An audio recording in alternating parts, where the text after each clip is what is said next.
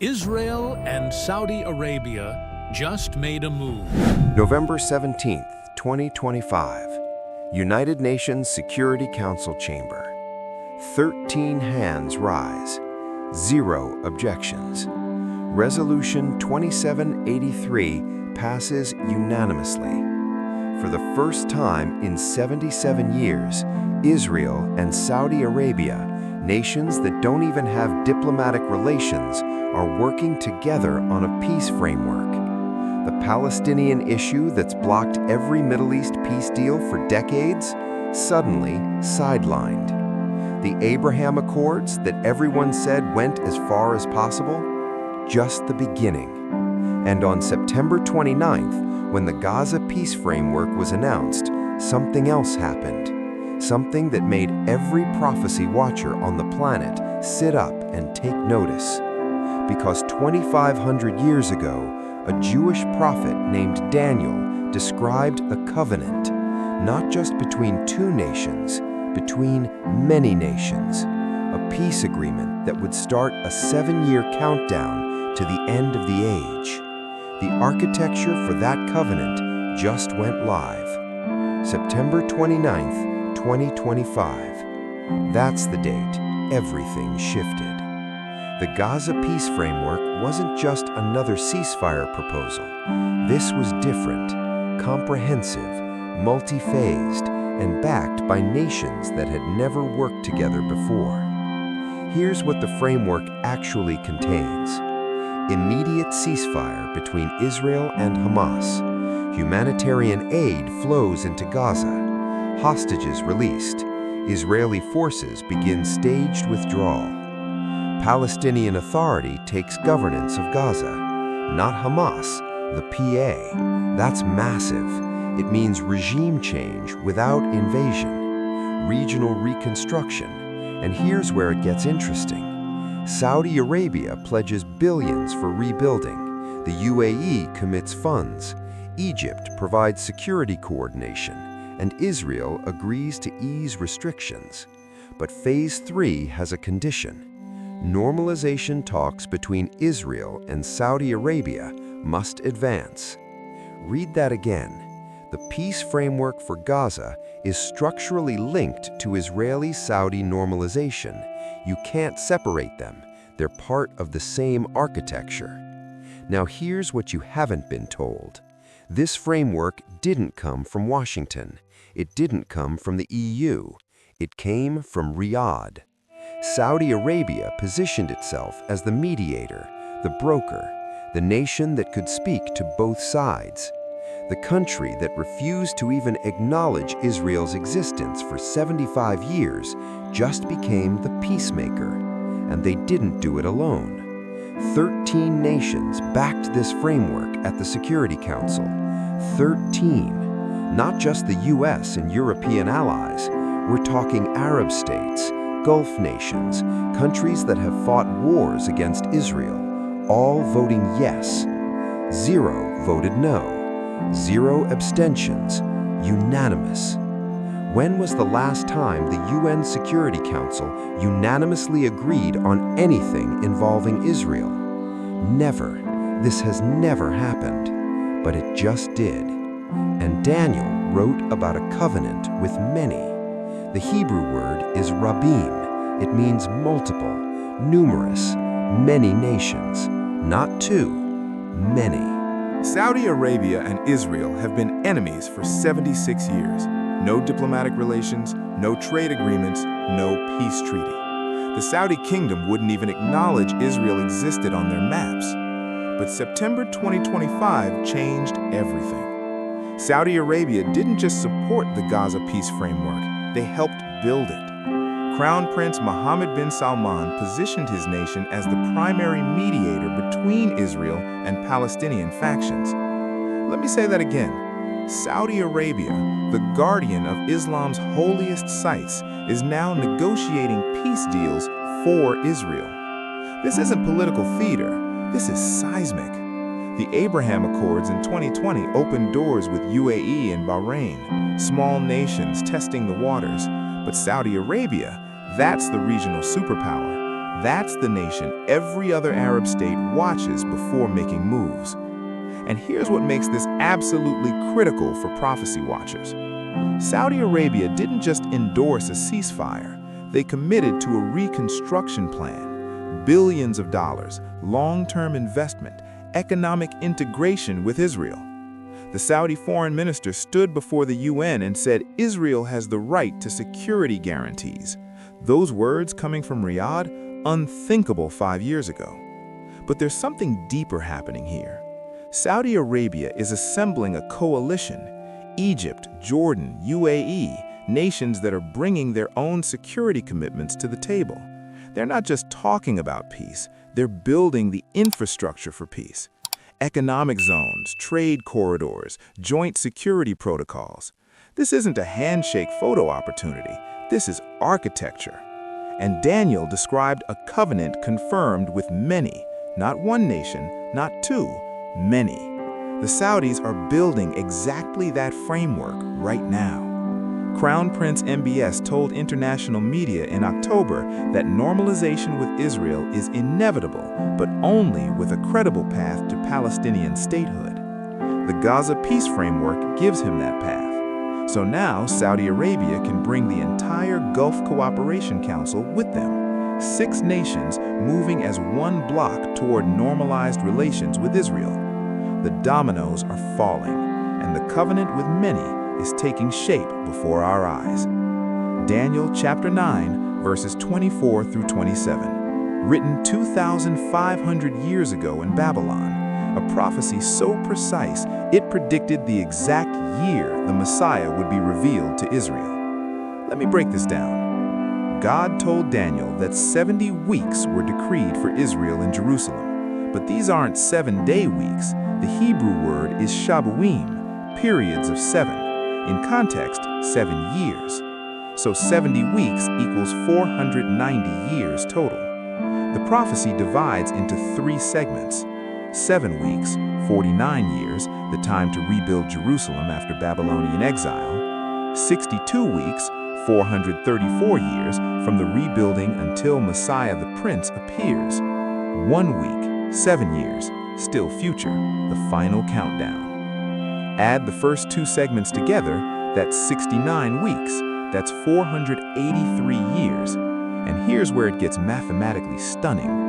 The decree to rebuild Jerusalem was issued by Persian King Artaxerxes in 444 BC. Count forward 360 years using the prophetic 360-day calendar, you land in 33 AD, the exact time frame of Jesus' crucifixion.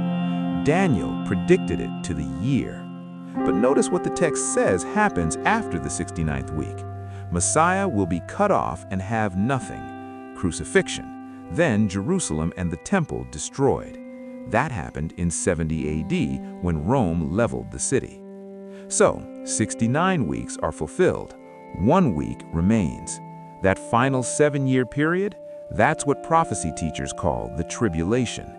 Daniel's 70th week, the time when the Antichrist confirms a covenant with Israel and the surrounding nations. And here's the critical detail most people miss. Verse 27 says he will confirm a covenant with many for 1 week. Not create a covenant, confirm one. The Hebrew word is gabar, to strengthen, to make prevail, to cause to be binding. You don't strengthen something that doesn't exist. You strengthen something already there, a framework, a template, an existing agreement. And at the midpoint, 3.5 years in, he breaks it, sets up the abomination of desolation in the temple, declares himself God. But before any of that happens, there has to be a covenant to confirm. There has to be a multi-nation peace agreement already in place. There has to be a framework involving Israel and many nations. And that framework is being built right now. The Gaza Peace Framework isn't the covenant itself, it's the architecture, the prototype. It's the thing waiting to be strengthened. He will confirm a covenant with many. That word many isn't decorative, it's prophetically essential. Not a bilateral agreement between 2 nations, not Israel and 1 Arab state, many nations, a multinational framework. And that's exactly what we're watching form. The Gaza Peace Framework didn't come from Washington alone. It came from a coalition. 13 nations voted yes at the UN Security Council. 0 voted no. 2 abstained. But look deeper at who's involved in implementation. Israel, Saudi Arabia, Egypt, Jordan, UAE, the United States, the European Union, the Palestinian Authority. 8 primary participants, multiple other nations providing support. That's not a peace treaty, that's a covenant structure. And here's what makes this prophetically significant. Every previous Middle East peace attempt was bilateral. Camp David, Israel and Egypt. Oslo Accords, Israel and the PLO. Abraham Accords, Israel and individual Gulf states one at a time. But the Gaza Peace Framework is different. It's regional. It requires coordination between nations that have never cooperated before. Saudi Arabia mediating between Israel and Palestinians? That's unprecedented. Egypt and Jordan providing security guarantees together? That's new architecture. The EU funding reconstruction while the Gulf states provide economic integration? That's a web of commitments. This isn't just about Gaza, it's about creating a permanent security structure for the entire region. And Daniel saw this exact configuration. A leader who confirms, who strengthens, who makes binding an existing agreement with many nations. The Antichrist doesn't create peace from scratch. He takes a framework that's already there and makes it work. He becomes the indispensable figure who brings stability when everyone else failed. He's the peacemaker, the deal maker, the one who finally solves the unsolvable Middle East conflict. And the world will worship him for it. But it starts with a framework, a template, a multinational covenant structure that's already in place. And we're watching that structure rise from the foundation right now. The pieces are connecting. Let's map who's actually at the table. Israel, obvious, they're the primary party. Saudi Arabia, the mediator, the regional heavyweight, the nation that makes or breaks Arab consensus. Egypt, border security, they control the Rafah crossing into Gaza. They're providing peacekeeping forces. Jordan, another border state, another security guarantor. King Abdullah has been pushing for this framework for years. United Arab Emirates, economic muscle. They're funding reconstruction, building trade corridors. The United States, military backing, security guarantees, the superpower anchor. The European Union, money, billions in reconstruction aid, political legitimacy. The Palestinian Authority, governance structure. They're supposed to administer Gaza under this framework. 8 major players, 8 nations and governing bodies with binding commitments. But here's what you need to understand about coalitions. They don't stay static, they grow. The Abraham Accords started with UAE and Bahrain, then Sudan, then Morocco. 4 nations in 4 months. This framework has the same expansion potential. Qatar is watching, Oman is watching, Indonesia, the world's largest Muslim nation, is watching. When Saudi Arabia moves, the entire Islamic world pays attention. And every nation that joins adds another layer of commitment, another strand in the web, another signature on the covenant. Daniel didn't specify how many nations, just many. We're at 8 primary participants now. That number could be 15 within a year, 20 within 2 years. The architecture is designed to scale. And here's the prophetic implication that should make every believer sit up straight. When the Antichrist confirms this covenant, he's not negotiating from scratch. He's stepping into a ready-made structure, a multinational framework that's already functioning. All he has to do is strengthen it, expand it, make it permanent. The harder question isn't whether this could be the template. The harder question is what else it could possibly be. For decades, prophecy teachers pointed to 3 missing pieces: First, Israel had to be a nation again. That happened in 1948. Second, Jerusalem had to be under Jewish control.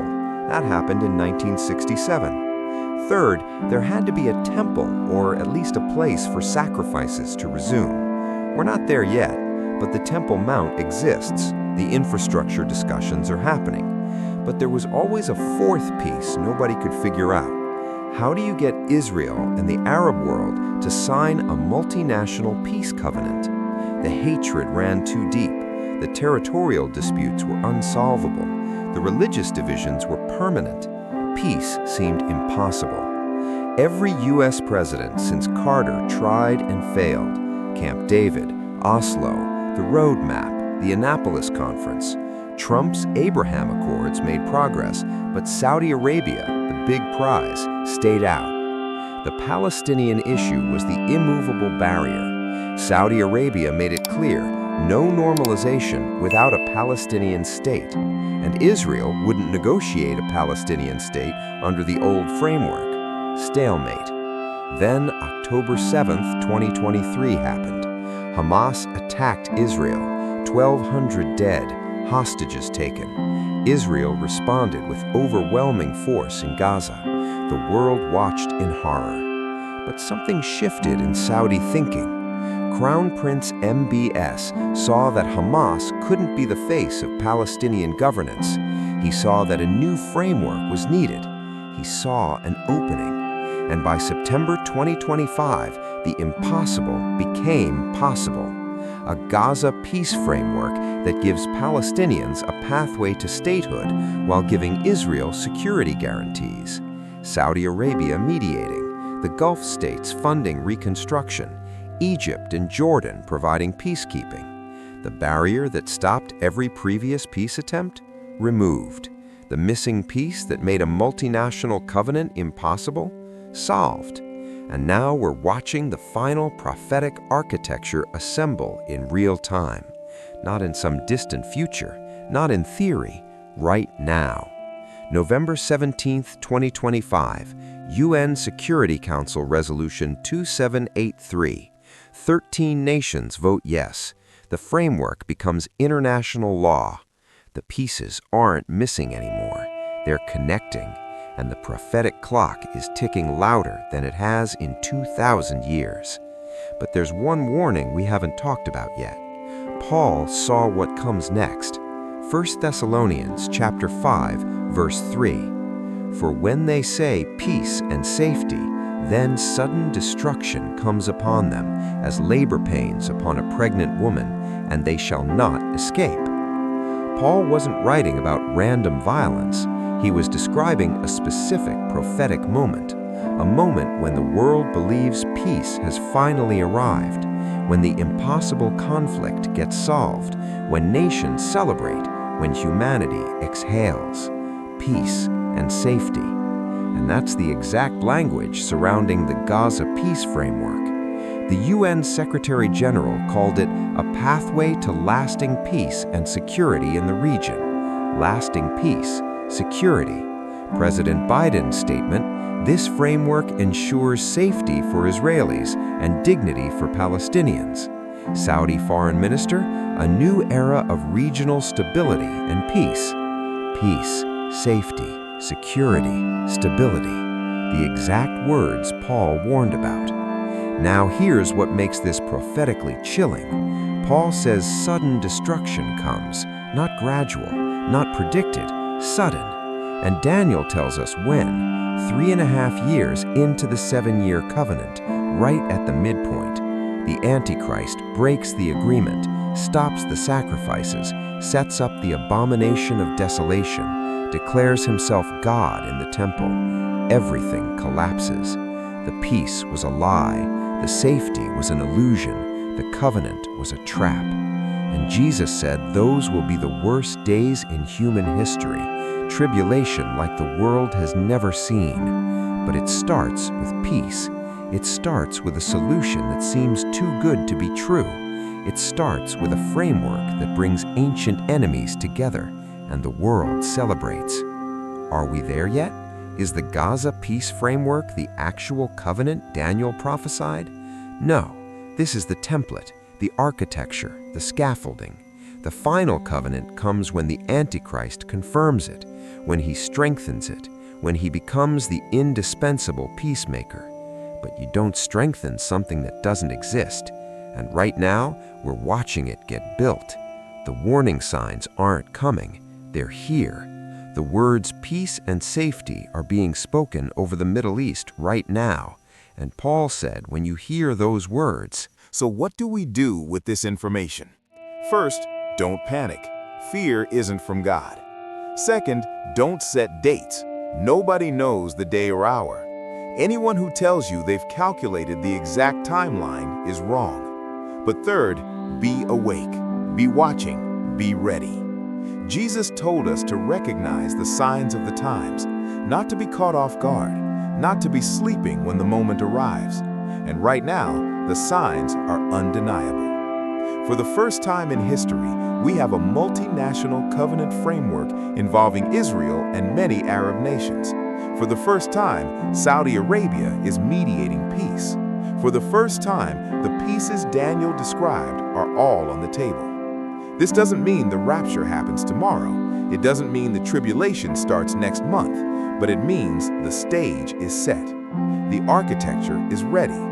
The framework exists. All that's missing is the figure who will step forward and confirm it. And when that happens, believers won't be here to see it. The church is not appointed to wrath. But here's what this should do for every follower of Jesus. It should create urgency about eternity, about sharing the gospel, about living like time is short. Because if the covenant framework is ready, how close is the rapture? If the scaffolding for Daniel's 70th week is being erected, how much time is left before the church is removed? The rapture happens before the tribulation begins, before the covenant is confirmed, before the Antichrist is revealed. But these signs tell us the season we're in. Paul said we're not in darkness that this day should overtake us as a thief. We're children of light. We should see it coming, and we do. The convergence of prophecy isn't subtle anymore. It's blatant. It's undeniable. Israel back in the land, Jerusalem under Jewish control, a multinational peace framework forming, the words peace and safety echoing through diplomatic chambers. Every prophetic domino is falling. The question isn't if, the question is how much time is left. November 17, 2025, UN Security Council Resolution 2783. The framework is law, the coalition is formed, the architecture is standing. Saudi Arabia and Israel working together, Egypt and Jordan committing forces, the Gulf states funding reconstruction, 8 nations bound by covenant. Not 2 nations, many. Daniel saw this 2,500 years ago. Paul warned about the words peace and safety. Jesus said generation that sees these signs won't pass away. We're that generation. The covenant doesn't need to be created anymore. It just needs to be confirmed, strengthened, made binding by the one who's coming. And every piece is in place. The temple can be rebuilt in months with modern technology. The Antichrist can step onto the world stage tomorrow. The 7 years can begin next week. All the dominoes are positioned. The prophetic clock isn't winding down. It's already counting. And the question isn't whether Daniel's 70th week is coming. The question is whether you're ready. When?